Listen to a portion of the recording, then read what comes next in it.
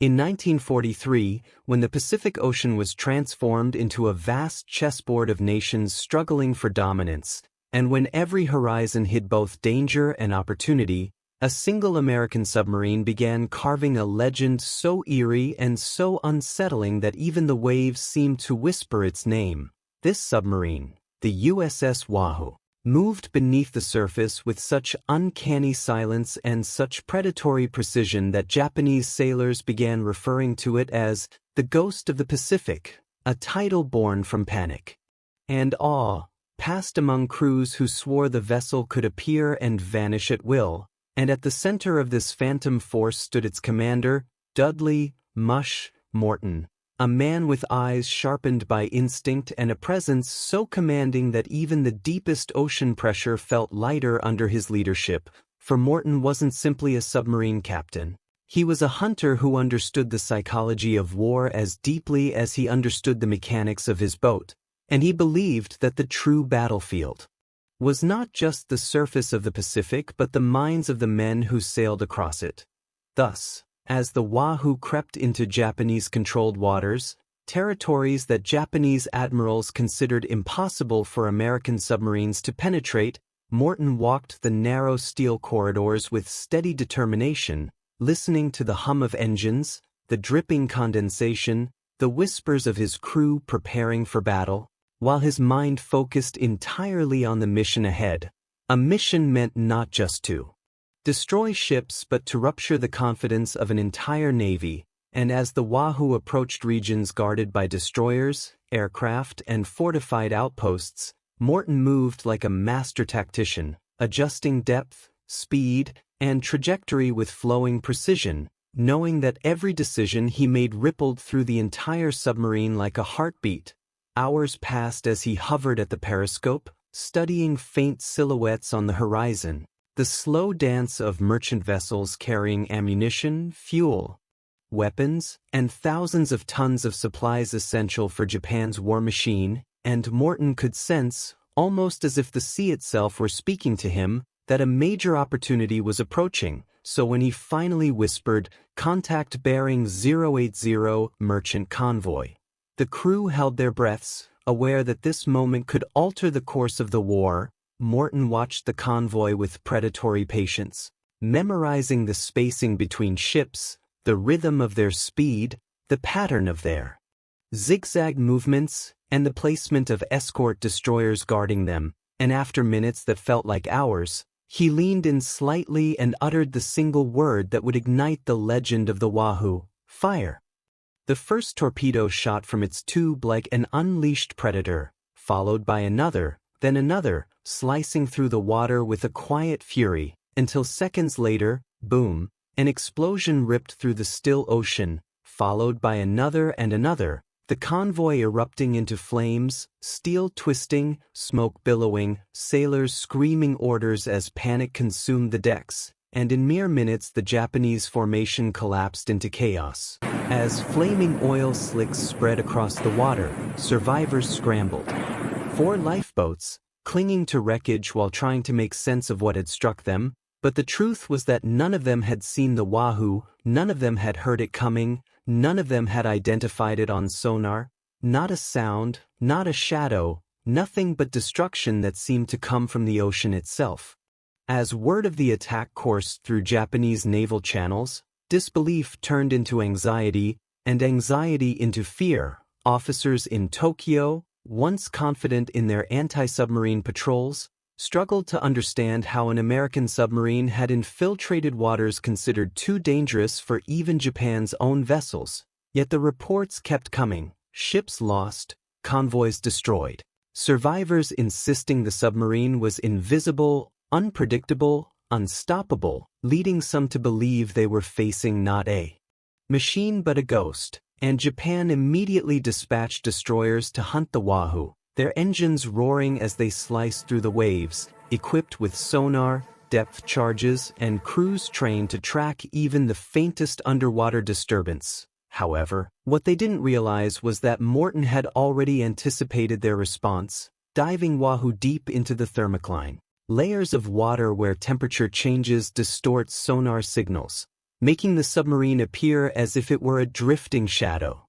instead of a solid steel vessel. And as destroyers passed overhead, sweeping the sea with sonar pings and dropping explosive depth charges, Morton remained calm, guiding Wahoo through underwater canyons, silent pockets, and temperature breaks as natural shields, while above them hundreds of pounds of TNT detonated in terrifying bursts that shook the submarine's hull, rattled the metal, dimmed the lights, and sent clouds of dust falling from the ceiling. Yet Morton didn't flinch, didn't curse, didn't show a hint of fear. He merely whispered orders with absolute precision, and his crew trusted him with their lives because he had earned that trust through every decision, every maneuver, every moment where survival depended on timing measured not in seconds but in heartbeats. The Wahoo's escape became another whispered tale among Japanese sailors who believed they had cornered the submarine, only to discover after hours of searching that it had vanished entirely, leaving no oil trail, no debris, no bubbles, nothing at all. And this impossibility deepened the legend, creating a psychological ripple effect across the Pacific as Japanese ships sailed with growing caution, their captains glancing nervously at sonar screens, watching shadows dance beneath the waves, unsure whether the ghost was real or whether fear had begun manufacturing illusions. Yet while Japan struggled with rising paranoia, Morton remained laser-focused on the larger strategic picture, planning his next assault with an intensity that electrified the Wahoo's crew, for Morton believed that war rewarded initiative, aggression, and unpredictability more than caution, and the more the Japanese feared him, the more powerful the Wahoo became as a psychological weapon. Because for Morton, fear wasn't just an outcome of warfare, it was a tool, one he wielded with the precision of a surgeon and the ruthlessness of a predator. And as the Wahoo drifted deeper into enemy territory, slipping through shipping lanes that Japanese admirals considered impenetrable, Morton studied every new target with a blend of calm logic and daring intensity, waiting for the slightest mistake in a convoy pattern, a weak escort formation, or a gap in defenses that would allow him to strike with devastating effect. And one such opportunity came as Wahoo's hydrophones picked up the distant hum of engines. Another Japanese convoy, this one larger, heavier, and carrying resources even more vital to Japan's war efforts, escorted by destroyers spaced perfectly to deter traditional submarine attacks. But Morton was not traditional in any sense, and instead of waiting for nightfall or increased distance, he decided to attack boldly in daylight, threading the submarine between escort ships like a shadow sliding beneath their hulls, navigating through waters so shallow that any miscalculation could have sent Wahoo crashing into the seafloor. Yet his confidence radiated through the crew as he called out subtle adjustments. 2 degrees left, half ahead, hold depth, while the periscope rose silently through the surface, revealing merchant ships crawling across the horizon like slow-moving giants unaware that death lurked directly beneath them. And with that same measured calm, Morton whispered, "Fire!" releasing torpedoes that streaked outward with deadly precision, striking 2 ships in rapid succession, sending great plumes of fire and water erupting into the air, the sound of which echoed across the sea like thunder announcing a storm. Within seconds, alarms blared across the convoy, Japanese gunners scrambled to their stations, and destroyers accelerated to flank speed, dropping depth charges in wide sweeping arcs meant to cage the submarine in a deadly perimeter, and the sea erupted with explosions so violent the entire ocean seemed to convulse. But Morton didn't retreat. He charged directly toward the center of the enemy formation, knowing destroyers would hesitate to drop depth charges too close to their own ships, and this bold maneuver left Japanese captains stunned as Wahoo slipped between them, firing more torpedoes that turned the convoy into a fiery graveyard. However, escape was still far from guaranteed, as enemy aircraft had been dispatched from a nearby island, screaming across the sky in search of the phantom submarine, their shadows darting across the waves. and destroyers continued pounding the ocean with dozens of depth charges in every direction, creating shockwaves so powerful they rattled teeth and made the submarine groan under the pressure. Yet even in moments when the lights flickered and steel bolts trembled in their sockets, Morton's calm remained unshaken, his voice steady as he directed Wahoo through underwater trenches and thermal layers, using nature itself as his ally. Hours passed as the submarine slipped silently out of the encirclement, its machinery trembling under the strain, its crew exhausted yet fueled by adrenaline and unwavering trust in their commander. And when Morton finally ordered the submarine to rise to periscope depth, the ocean around them had grown eerily quiet. No destroyers, no aircraft, no sonar pings, only the distant crackling of burning ships far behind them. And as dawn crept across the horizon, painting the sky in shades of orange and gold, Morton allowed himself a rare moment of pause as he scanned the empty waters, knowing they had just performed one of the most daring escapes in submarine history, but he also knew that their mission was far from over, for the Japanese supply network was still vast, and each convoy destroyed weakened Japan's ability to fight, making every successful attack a blow not just against ships but against the momentum of an empire. The legend of the Wahoo grew with each passing day, spreading not only through Japanese ranks but within the American Navy as well, where Morton's tactics became the subject of intense discussion, admiration, and sometimes disbelief among commanders who were accustomed to more cautious submarine doctrine, and even within the submarine fleet, other captains began adopting more aggressive tactics after hearing of Wahoo's victories, recognizing that Morton had tapped into a new kind of submarine warfare, one rooted not merely in stealth but in bold, calculated strikes that exploited psychological shock as much as tactical advantage. Yet for Morton, the growing fame mattered little compared to the mission itself, and despite the danger, he continued pushing Wahoo deeper into hostile waters, targeting not only military transports but ammunition ships, troop carriers, oil tankers, and even fortified patrol craft, knowing that each vessel destroyed forced Japan to divert more resources to protection and recovery, draining their war machine drop by drop. One night, under a moonless sky where only the faint glow of bioluminescent plankton illuminated the surface, Wahoo detected a massive convoy, larger than any Morton had previously encountered, consisting of troop transports flanked by heavily armed destroyers moving in a tight diamond formation designed to neutralize submarine threats. But Morton saw something else in their formation: predictability, a pattern he could exploit, and with that same eerie fearlessness, he maneuvered Wahoo at flank speed, moving closer to the convoy instead of keeping distance, planning an attack from such an impossible angle that no Japanese commander would ever expect it. As he rose to periscope depth, the silhouettes of enemy ships towered in his lens like moving mountains, their lights faint, their wakes shimmering, and Morton felt the weight of the moment, the realization that this attack, if executed perfectly, would not only cripple the convoy but also shatter any remaining confidence Japan had in its ability to defend its own waters. With the precision of a surgeon, he ordered a full spread of torpedoes, 5 in total, each aimed at a different ship in the convoy, and when he whispered, "Fire," the Wahoo unleashed a barrage that streaked toward the enemy like underwater lightning. Seconds later, the ocean erupted into chaos as explosions tore through multiple vessels, shattering hulls, igniting fuel stores, and creating cascading bursts of fire and water that lit the night like a living inferno, and the convoy fell into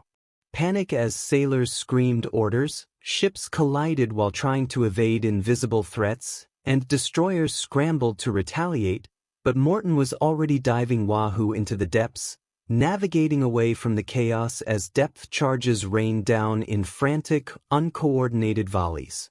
Yet even as they escaped, the crew could feel the tension squeezing the hull, the crushing weight of the deep threatening to crush them if they descended too far, but Morton guided them through the danger with a calm so steady it soothed even the most terrified crewmen. and after nearly 2 hours of relentless depth charging, the enemy eventually gave up, believing the submarine had either been destroyed or had slipped too far to pursue, and when Wahoo finally surfaced again, far from the burning remains of the battle, the crew emerged to breathe the cold night air, watching embers drift like fireflies across the horizon, a scene both haunting and victorious.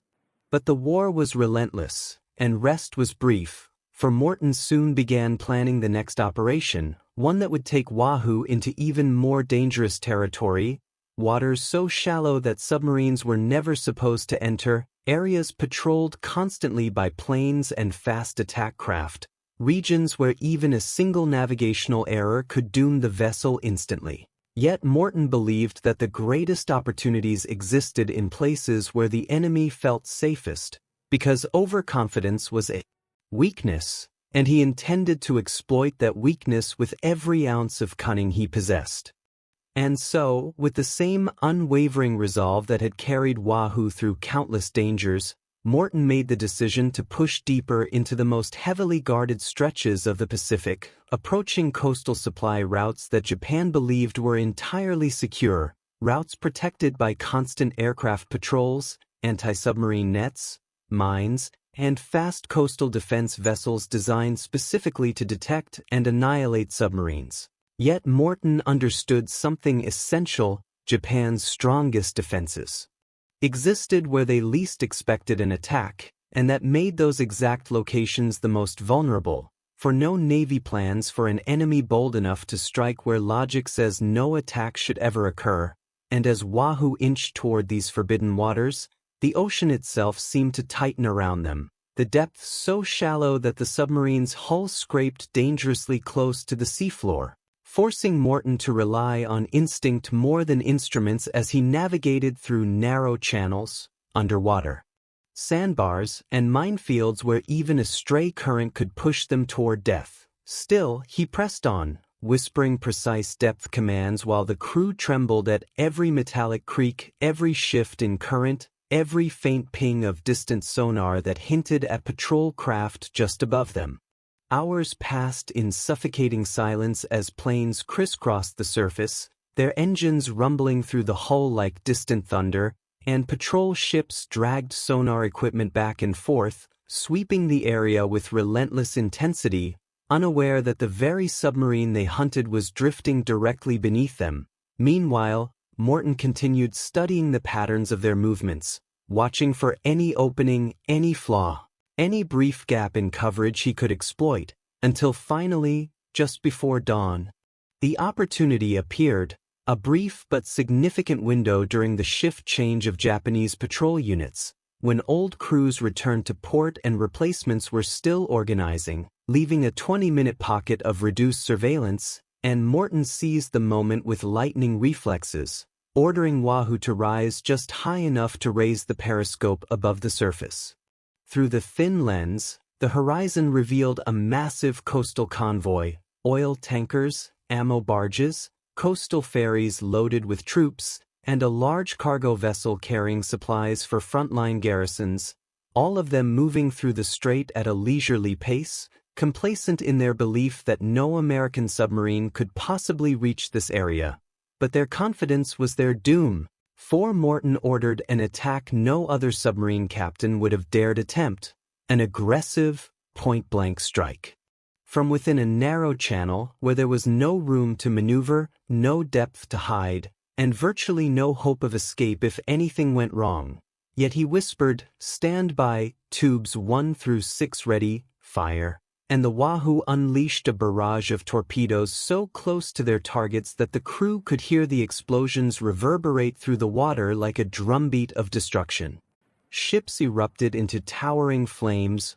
oil tankers split open like cracked eggs, spilling burning fuel across the surface that ignited into a hellish sheet of fire stretching across the strait, and Japanese sailors screamed as they leapt into flaming water, desperately trying to escape the inferno. Meanwhile, alarms blared from coastal defenses as shore batteries swiveled their guns, and patrol craft charged toward the flames to retaliate, dropping depth charges in a frenzy so intense that the Ocean became a storm of fire and thunder, but the shallow water made it nearly impossible for the Wahoo to dive deep enough for safety, and as explosions thundered around them, Morton made a choice most captains would have never considered. He ordered the submarine to charge forward at maximum speed, threading through the burning wreckage, using the smoke and flames on the surface to hide from aircraft, and the shifting pressure waves from burning tankers to disrupt enemy sonar. It was an insane maneuver, yet it worked. As enemy vessels struggled to locate the submarine amid the chaos, their depth charges detonating in confused patterns far behind or ahead of Wahoo as it slipped out of the kill zone like a spirit fleeing into the night. For the next several hours, Wahoo pushed toward deeper water, running its engines at the brink of overload, while the crew fought exhaustion and fear, listening to the groans of the hull as it endured pressure and stress far beyond design limits. And when they finally reached safer depths, Morton allowed the crew a brief respite, just a few minutes to breathe, to wipe sweat from their brows, to let the terror drain from their shaking hands, before he reminded them that the mission was not over, that their escape would only mean something if the intel they gathered and the damage they inflicted reached Allied command. Thus, with fuel running low and torpedoes nearly exhausted, Wahoo began the long, dangerous journey back toward friendly waters, navigating across thousands of miles of ocean patrolled by enemy planes, destroyers, and submarines that had all been warned about the ghost roaming the Pacific. The legend of the Wahoo had grown so immense by this point that Japanese captains sailed with heightened paranoia, ordering constant sonar sweeps, depth charge tests, and zigzag maneuvers that wasted fuel and slowed operations across the entire region. Even when no submarine was present, shadows in the water appeared ominous, sonar reflections seemed suspicious, and waves against the hull sounded like torpedo trails, proving that Morton's psychological warfare had succeeded as powerfully as his physical attacks. However, as Wahoo approached open waters near Midway, the crew's sense of relief was tempered by the reality that their boat had endured weeks of relentless combat. Its engine bearings worn, its hull stressed, its batteries strained, and its torpedo tubes nearly empty, and though they were close to safety, the Pacific still held dangers that did not discriminate between new submarines and legendary ones. During the final stretch of their journey, Wahoo encountered a sudden storm, one of those violent Pacific tempests capable of swallowing ships whole, and the submarine was battered by towering waves that crashed over the deck, forcing Morton to dive deep to avoid the worst of it. Yet even underwater, the storm's fury could be felt as pressure fluctuations battered the hull, throwing the crew against walls and consoles, shattering light bulbs, and causing equipment failures that left the submarine momentarily drifting in darkness, guided only by emergency lights and Morton's unshakable voice directing them through the chaos. After hours of battling both nature and exhaustion, the storm passed, leaving the submarine bruised but alive, and as the sun rose over a calm sea, the crew realized they had survived yet another trial that would have destroyed lesser vessels. At last, near the end of their fuel reserves, the Wahoo reached the designated rendezvous point where American destroyers awaited them, and when the submarine surfaced, battered and worn but unmistakably victorious, cheers erupted on the decks of the escort ships and echoed through the radio channels as word spread that the Ghost of the Pacific had returned from another impossible mission. Sailors lined the rails, waving and shouting in admiration as Morton and his crew emerged from the conning tower looking exhausted, triumphant, and forever changed by what they had endured beneath the waves. When the full report of Wahoo's patrol reached headquarters, even the most experienced naval commanders were stunned. Convoys destroyed, supply lines ruptured, entire coastal routes thrown into panic, Japanese patrol patterns disrupted for weeks, and a psychological shockwave that reshaped Japan's defensive strategy across the Pacific. Yet beyond the statistics, what truly cemented the Wahoo's legacy was the undeniable truth that Morton had redefined submarine warfare, transforming it from a defensive, stealth-based strategy into a bold, offensive weapon capable of altering the balance of power across oceans.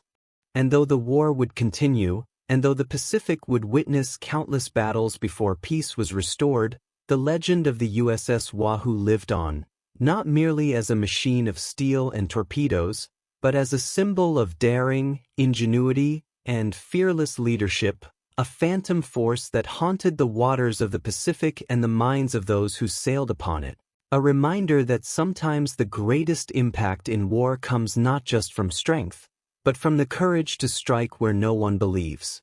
To challenge the impossible, and to emerge from the depths like a ghost rewriting the rules of battle. More raw, real World War II stories are coming. Subscribe to be part of it. Comment below, what part of this story hit you the most? Thank you for watching this chapter of history all the way to the end.